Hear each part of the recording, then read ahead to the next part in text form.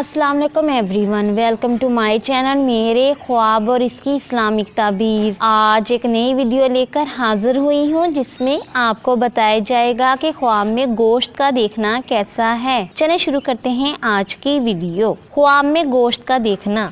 गोश्त, पका हुआ गोश्त माल पे दलालत करता है और कच्चा गोश्त तमाम किस्म के राजों और बीमारियों पे दलालत करता है। चुनांचे कसाब से कच्चा गोश्त खरीदना किसी मुसीबत में पड़ने की दलील है। ताज़ा गोश्त मौत और गायब होने पे भी दलालत करता है। ख्वाब में किसी इंसान का गोश्त खाना बेदारी में इस इंसान की गीबत करने के मुतरादिफ है। अपने बदन का गोश्त खाना अपनी कमाई खाने की अलामत है।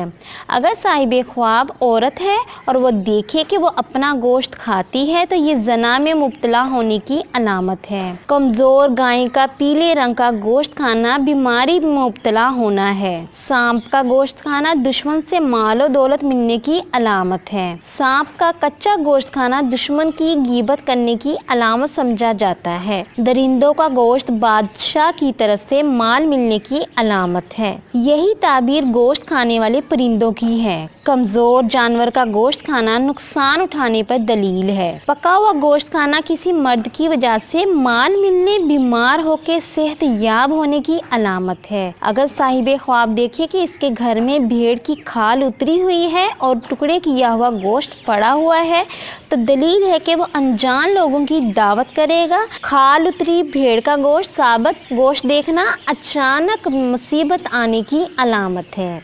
अगर साहिबे ख्वाब मोटा गोश्त देखे तो ये किसी मैयत से बतौर मिरास माल मिलने की अलामत है। अगर गोश्त कम या कमज़ोर हो तो ये मैयत के मराज से महरूम होगा। कच्चा गोश्त खाना अच्छा है और खाए बगैर कच्चा गोश्त खाना कोई बेहतरी की अलामत नहीं है। अगर साहिबे ख्वाब पका हुआ गोश्त खाए तो माल बढ़ेगा।